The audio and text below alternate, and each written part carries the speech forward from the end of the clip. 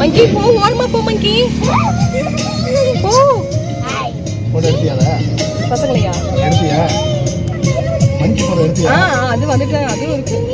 ஏங்க hi hello my dear families, welcome to my YouTube channel. ரொம்ப நாள் கழித்து நான் உங்களோட பேசுகிற மாதிரி இருக்குது. ஆமாம், கண்டிப்பாக அது உண்மை தான். ரொம்ப நாள் கழித்து தான் உங்களோட நான் பேசுகிறேன். நிறைய ஸ்ட்ரகிள்ஸ் இருந்துச்சு லைஃப்பில். ஸோ அதெல்லாமே வந்து கொஞ்சம் முடிஞ்ச மாதிரி இருந்தனால ஸோ பேக் டு ஃபார்ம் யூடியூப்புக்குள்ளே வரலான்னு உள்ள வளைஞ்சிட்டேங்க. பல மாதங்களுக்கு அப்புறம் பார்த்தீங்கன்னா ஏற்கனவே நான் வந்து உங்களுக்கு போட்ட வீடியோஸோட அதாவது கண்டினியூ வீடியோ இது வந்து நான் பாதியிலே ஸ்டாப் பண்ணி வச்சுருந்தேன். அந்த வீடியோ தான் இப்போ நான் மறுபடியும் ரிலீஸ் பண்ணுறேன். இனிமேல் தான்ப்பா இப்போ தானே ஸ்டார்ட்டு. அவங்களே காணோம். கூட ஃபோனே போகாது. எதை எப்படி சொல்லுவாங்க நம்மக்கிட்ட வந்து ஊசி வளைவு. லாஸ்ட்டு வீடியோ ரெசார்ட் விட்டு கிளம்புறோம் அப்படிங்கிற மாதிரி ஒரு வீடியோ போஸ்ட் பண்ணியிருந்தேன். அதுக்கப்புறம் அதோட கண்டினியூ வீடியோ தாங்க இந்த வீடியோ. இந்த வீடியோ பார்த்திங்கன்னா கல்லட்டி டு ஊட்டி ரோடு. இது அவ்வளோ சீக்கிரம் இந்த ரோட்டுக்குள்ளே யாரையும் விட மாட்டாங்க, செக்கிங் பண்ணி தான் விடுவாங்க. ஸோ இந்த ரோடு ரொம்ப ஆபத்தான ரோடுங்கிறதுனால அலோடே இல்லை. ரொம்ப பயமாக இருக்குது.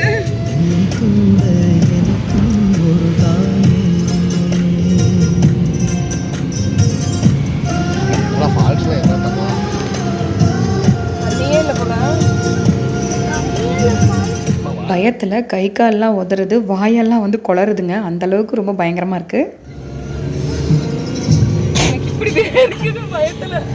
அப்புறம் நம்மளை எப்படி உள்ளே விட்டாங்கன்னு தானே கேட்குறீங்க.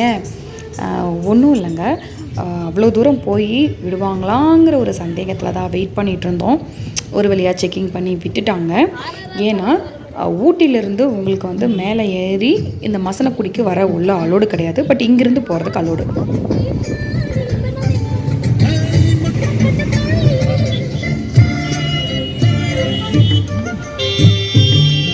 இந்த கல்லட்டி ரோடு எப்படி இருக்குன்னே ஒரு ஐடியா இல்லாமல் பாதை எல்லாமே பார்த்திங்கன்னா செங்குத்தாக ஏறும் அப்படிங்கிற மட்டும்தான் வந்து சொல்லி எங்களை கூட்டிகிட்டு போனாங்க. அதுக்கப்புறம் இந்த ரோட்டுக்குள்ளே வரவே யூடியூப்பில் சர்ச் பண்ணால் கல்லட்டி வந்து எப்படி இருக்குன்னு வீடியோஸ் பார்க்க பயமாக இருந்துச்சுங்க. அந்த பயத்தோடையே வந்து பார்த்திங்கன்னா ட்ராவல் பண்ணிகிட்டு இருந்தோம். ரொம்ப பாதையெல்லாம் பார்த்திங்கன்னா இப்படி செங்குத்தாக இருக்கும்போது ரொம்ப பயமாக இருந்துச்சு. எனக்கு கண்ணெல்லாம் கட்டி அள்ளு விட்டுருச்சு. அந்த அளவுக்கு வந்து ரொம்ப ஷிவரிங்காக இருந்துச்சு. இந்த பக்கம் பார்த்திங்கன்னா ஃபுல்லாக வந்து குழி மாதிரி தான் இருந்துச்சு. இந்த பக்கம் ஃபுல்லாக பார்த்திங்கன்னா ஹில்ஸ் மாதிரி தான் இருக்குது. 36 36 இருக்குடா. அடிச்சு இழைச்சு உடச்சு ஓட்டுறாருடா அந்த ஜீப்காரரு.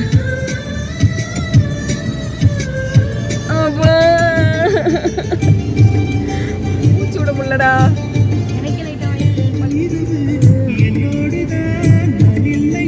36 இப்பதான் 21. ஓ மை காட், 15 இருக்குது. ரொம்ப இதுதான் நல்ல வேலை.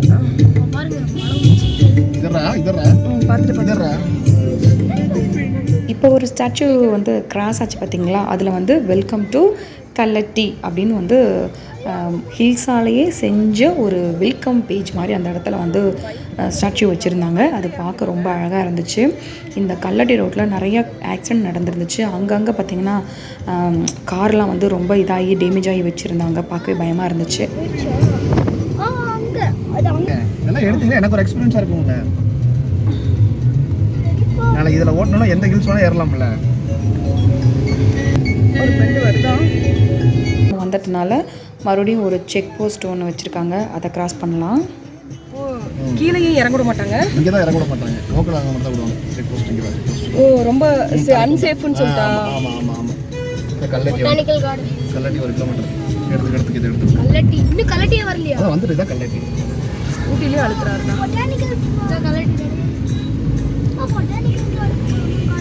ஆமாடா போலாம். இந்த இடத்துல பார்த்தீங்கன்னா பஸ் கிராஸ் ஆகுது இல்லைங்களா. நாங்கள் வந்து மாமாவே காணும் அப்படின்னு சொல்லிட்டு ஓரமாக ஒரு இடத்துல கார் நிறுத்திட்டோம். அதுக்கப்புறம் வந்துட்டு நீ கிராஸ் பண்ணி போயிட்டடா. கரெக்டாக பஸ்ஸும் நம்ம வண்டியும் வந்து ஒரு இன்ச்சில் நகுந்து நாங்கள் மேலே வந்தோம். ரொம்ப வந்து டஃப்பாக இருந்துச்சு இந்த ரோடு. மாமாவும் அக்காவும் அந்த எக்ஸ்பீரியன்ஸ் சொன்னாங்க.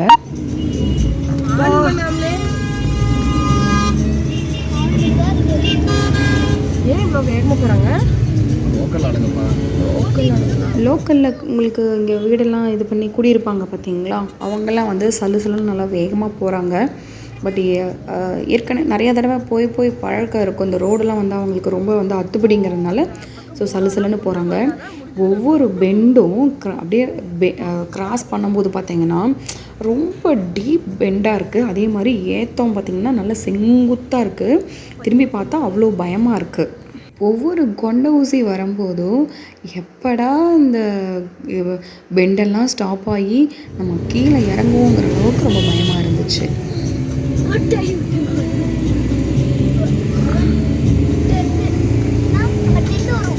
இது 10 11 தான் வருத்தாங்க.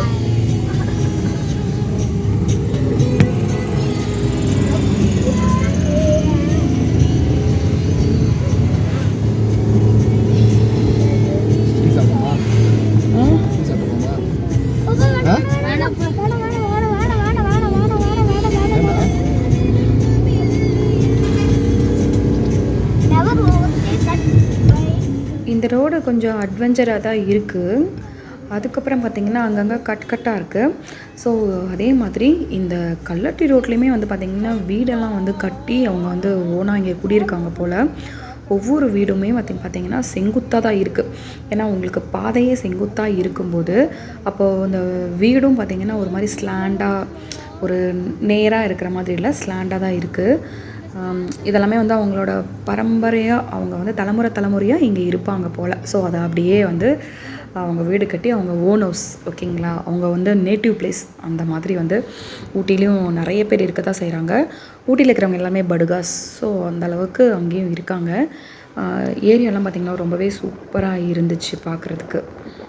நம்ம நார்மலாக வரதுக்கும் உங்களுக்கு அந்த மசனக்குடி டு கல்லட்டி ரோடு வர்றதுக்குமே வந்து பார்த்திங்கன்னா வெறும் 1 ஹவர்லேயே நம்ம வந்து ஊட்டி வந்துட்டோம்.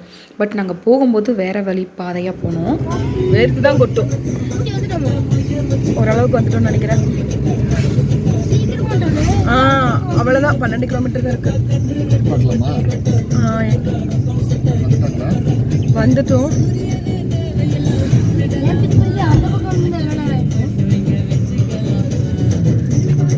அந்த இடத்துல போய் ஏற்றிக்கலாம். வீடு இல்லை.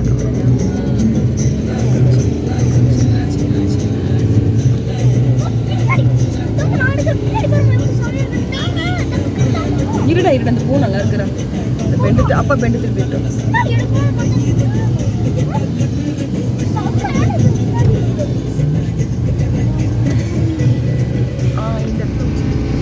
கங்கந்தா முக்கியமாக இந்த ரோட்டுக்குள்ளே மேலே ஏறும்போதே நாங்கள் வந்து என்ன நினச்சிட்டு நான் ஏறினேன்னா, பாதைகள் எல்லாமே செங்குத்தாக இருக்கிறதுனால தயவு செய்து எங்கேயுமே டிராஃபிக் ஆகிடக்கூடாது. டிராஃபிக் ஆனால் அப்போ கார் எப்படி நிற்கும்? செங்குத்தாக நிற்கும். செங்குத்தாக நின்னா என்ன ஆகும்? பின்னாடி பேக் எடுத்தால் நிறையா கார் இடிக்கும். ஸோ அந்த மாதிரி பயம்லாம் இருந்துச்சு. உங்களுக்கு பார்க்குறதுக்கு இந்த ரோடு வந்து நார்மலாக இருக்கிற மாதிரி இருக்கும். பட் உண்மையாலுமே பயங்கர செங்குத்தாக இருக்குது. உங்களுக்கு வீடியோஸில் பாருங்கள், அப்படியே லைட்டாக பிளர் அடிக்கிற மாதிரி இருக்குது. ஏன்னா அவ்வளோ பனி குளிரடிக்க ஆரம்பிச்சிருச்சு பார்த்தியா. அப்பாடா இப்போ தான் என்னமோ ஊட்டிக்குள்ளே இருக்கிற மாதிரி இருக்குது. ஏன்னா தான் அந்த ஏரியாவில் இருந்தாலும் அந்த ஏரியாவில் கிளைமேட் சரியில்லை. மசனக்குடியில் கிளைமேட்டு, அதாவது ஊட்டியில் நைட்டில் இருக்கிற அந்த ஒரு ஃபீல் வரல. பகல்லையே அப்படி குளிர்னா நைட்டு இப்போ எப்படி குளிரும் அந்த ஃபீல் தான் உங்கள் சித்தப்பாட்ட கேட்டேன். உங்கள் சித்தப்பா அதை விட ஒரு படி போய் மேலே செஞ்சார். ஆனால் அது 12 மணிக்கு மேலே தான் குளிர்ச்சு.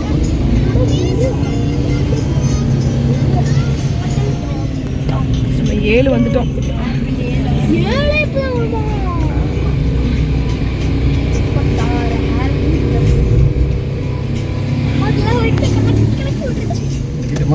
உங்களுக்கு ஓகேன்னா நின்றுக்குங்க. போடி லைட்டாக இங்கே நின்று அப்படியே அடிச்சு விட்ரு. கொஞ்சம் நேரம் நின்று ரெஸ்ட் எடுத்துகிட்டு குழந்தைங்க எல்லாமே யூரின் பாஸ் பண்ணிவிட்டு ஸோ மறுபடியும் ஸ்டார்ட் பண்ணிட்டோம். அதுக்கப்புறம் பார்த்திங்கன்னா பின்னாடி வந்து மாமா வந்துடுவாருன்னு நினச்சோம். இன்னொரு இன்சிடெண்ட்டும் நடந்துச்சு. அது என்னன்னு பார்த்திங்கன்னா, நாங்கள் முன்னாடி வந்துட்டுருக்கோம். மாமாவுக்கு கார் எடுக்க அது வந்து பார்த்திங்கன்னா செங்குத்தாக இருக்குது இல்லைங்களா, பின்னாடியே போயிட்டுருக்கு. அது நாங்கள் பாதி தூரம் போய் காணோன்னு நின்னதுக்கப்புறம் தான் எங்களுக்கு இந்த விஷயத்த சொன்னாங்க.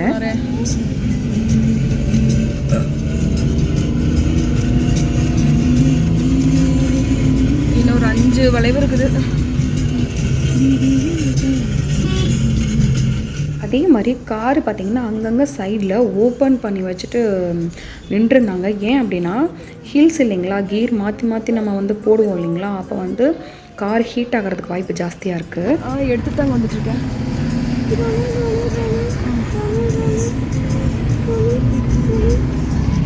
வராங்களாங்க?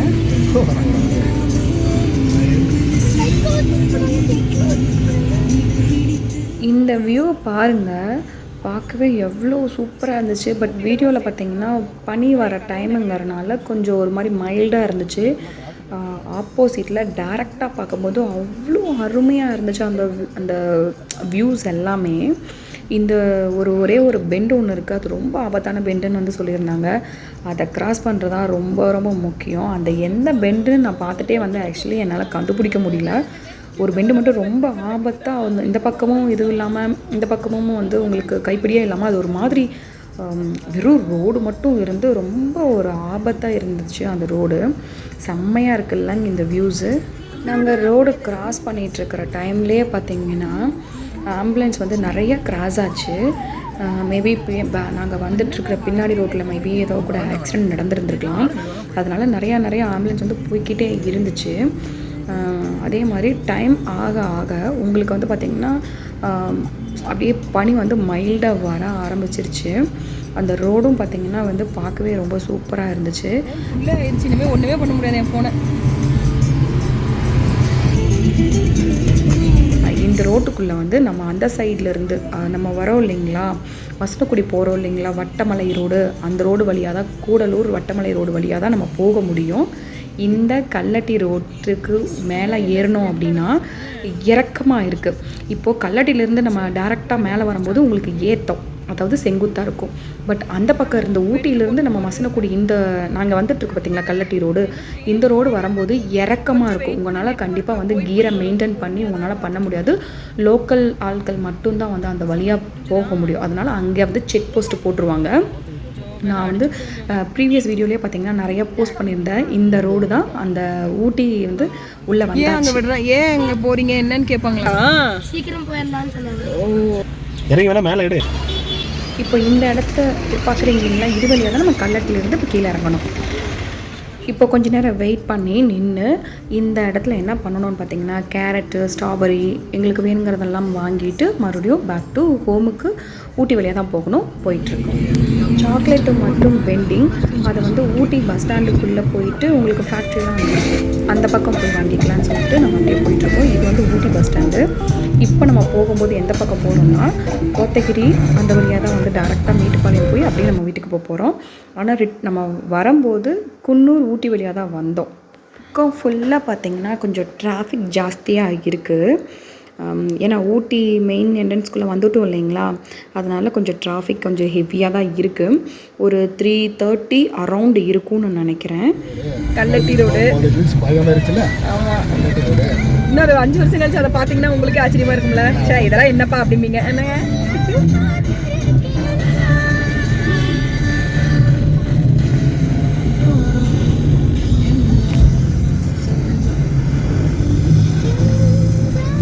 என் ஃபோனே ஃபுல்லாகிற அளவுக்கு பார்த்துக்குங்க எப்படி.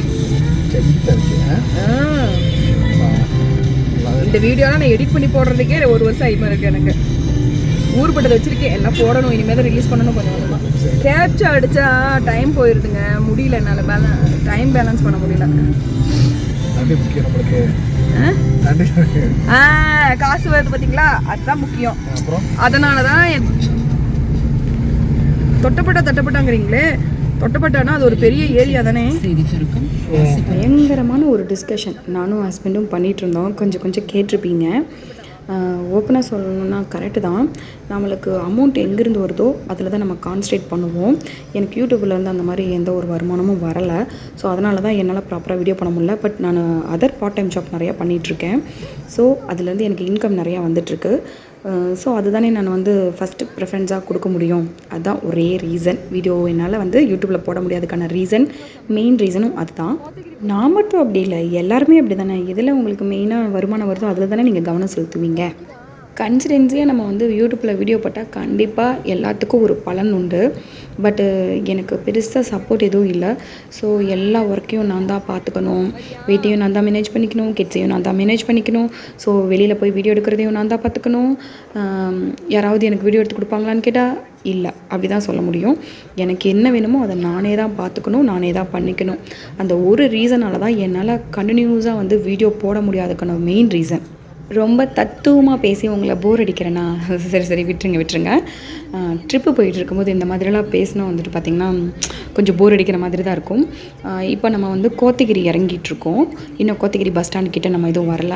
அதே மாதிரி ஊட்டியில் வந்து ரோடு ரெவனேஷன் பண்ணிகிட்ருக்காங்க போல். ஸோ அங்கங்கே நோண்டி வச்சுருக்காங்க.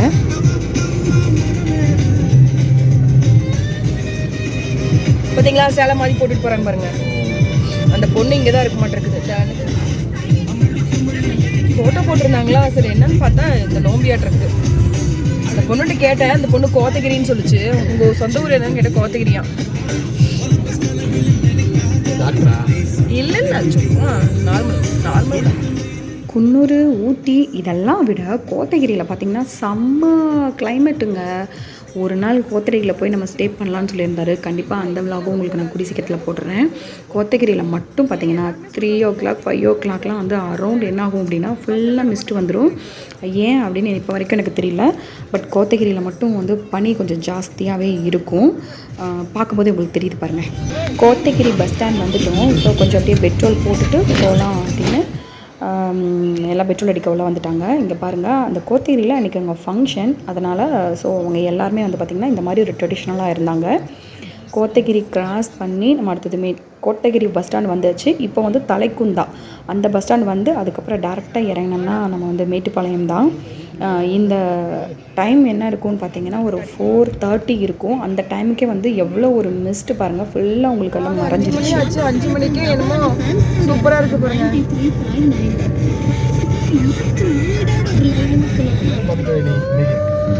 யாருங்க பார்த்துட்டேன், எல்லாத்தையும் பார்த்துட்டேன். மஸ்லகுடி பஸ் ஸ்டாண்டும் பார்த்தாச்சுன்னு நினைக்கிறேன்.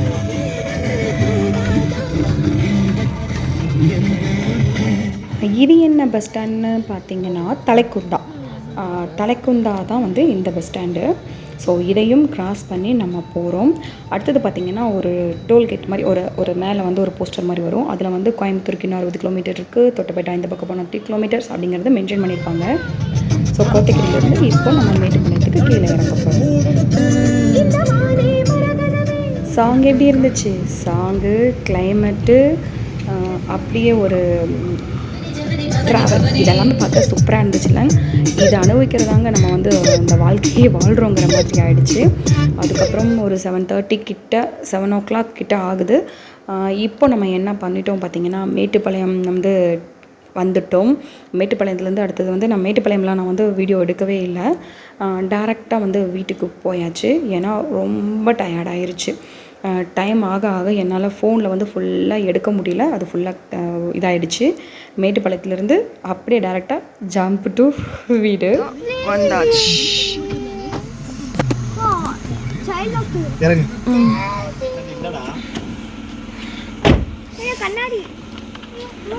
சாவி எல்லாம் நான் எடுக்கணும். ஒரு நிமிஷம். அதுக்குள்ளே இருக்கிற எல்லாத்தையும் எடுத்து இப்போ வீட்டுக்குள்ளே ஷிஃப்ட் பண்ண போகிறோம். அதை எடுக்கணும், இதை எடுக்கணும்னு எல்லாம் காரே வந்து ஒரு குடித்தனம் நடத்துகிற மாதிரி அப்படி மூட்டை கணக்கில் நாங்கள் உள்ளே வந்து குமிச்சு வச்சுருந்தோம். அதையெல்லாம் எடுக்கலாம். இந்த ட்ராவல் எப்படி இருந்துச்சுன்னு கீழே கமெண்ட் பண்ணுங்கள். இங்கே எடுக்க ஆரம்பிச்சு லைட் இருக்கிறதுனால கிளாரிட்டியாக தெரிய முடியுது. பாருங்கம்மா, கிளாரிட்டியாக தெரிய மாட்டேது.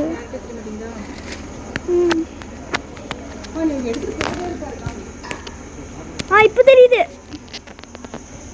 ஆப்வியஸ்லி நாங்கள் தான் ட்ரிப்பு போனோம். ட்ரிப்பு எப்படி இருக்குன்னு உங்கள்கிட்ட நான் வந்து கமெண்ட் பண்ணுங்கன்னு சொன்னால் இது மிகையல்ல அப்படிங்கிற மாதிரி தான். பட் பார்த்த உங்களுக்கு ஒரு க்யூரியாசிட்டி இருந்திருக்கும். ஸோ அது எப்படிங்கிறத வேணால் நீங்கள் கீழே கமெண்ட் பண்ணுங்கள். இப்போ நான் என்ன பண்ணிகிட்ருக்கேன்னு பார்த்தீங்கன்னா எல்லாத்தையும் டம்ப் பண்ண எல்லாத்தையும் கொண்டு போய் வீட்டில் ஷிஃப்ட் பண்ணிகிட்ருக்கேன். ஒரு மூட்டை கணக்கில் காருக்குள்ளே அப்படி நாங்கள் வந்து ஸ்டோரேஜ் பண்ணி வச்சுருந்தோம். அது காரா வீடானு தெரியாத அளவுக்கு மூட்டையாக உள்ளே இருந்துச்சு. ஸோ கொஞ்சம் பர்ச்சேஸும் நிறையா நடந்துச்சு. வீட்டுக்குள்ளே எல்லாத்தையும் ஷிஃப்ட் பண்ணிகிட்டு இருக்கேன். பட் இந்த தருணத்தை நான் யோசிக்கும்போது எப்படி இருக்குது அப்படின்னு பார்த்தீங்கன்னா, திருப்பி இன்னொரு தடவை மசனக்குடி போயிட மாட்டோமா, முடிஞ்சு போன அந்த நேரங்கள் நாட்கள் திரும்பி வந்துடாதா அப்படிங்கிற மாதிரி ஒரு செம்ம ஃபீல் கொடுத்துச்சு. பட் எங்களுக்கு கார் மட்டும் ரிப்பேர் ஆகாமல் இருந்திருந்தால் நாங்கள் எங்களோட என்ஜாய்மெண்ட் இன்னும் கொஞ்சம் கூட நல்லா இருந்திருக்கும். பட் எங்களுக்கு கிடைச்ச கொஞ்சம் டைமில் நாங்கள் வந்து ரொம்பவே ஹாப்பியாக என்ஜாய் பண்ணோம். அதே மாதிரி ரெசார்ட்டும் சரி, காரில் போன ட்ராவலும் சரி, அட்வென்ச்சரும் சரி, எல்லாமே வந்து மைண்ட் ப்ளோயிங் அப்படின்னு சொல்லலாம். யாராவது வந்து மசனக்குடிக்கு ட்ரிப் பிளான் பண்ணுறீங்கன்னா ப்ளீஸ் மஸ்ட் பார்க்க வேண்டிய இடம்னே நான் சொல்லுவேன். எங்களுக்கு வந்து ரொம்ப பிடிச்ச பிளேஸ். கண்டிப்பாக வந்து எங்கள் லைஃப்பில் மறக்க முடியாத அந்த ஒரு தருணங்கள். இந்த தருணங்களை கொடுத்த எங்கள் வீட்டுக்காரருக்கோ மாமாக்கோ ஒரு சல்யூட்டோட ஒரு தேங்க்யூ சொல்ல நான் கடமைப்பட்டுள்ளேன். இந்த மசனக்குடி ட்ரிப் இதே முடிந்தது. நிறையா சந்தோஷம், நிறையா கொஞ்சம் கொஞ்சமாக துக்கம், ரொம்ப டயர்டு, இத்தனை கலவையான ஒரு மிக்ஸ் மேட்சான ஒரு ட்ரிப் எங்களுக்கு இனிதே முடிஞ்சது. உங்களை நான் இன்னொரு வீடியோவில் பார்க்குறேன். அது வரைக்கும் பாய். Okay bye.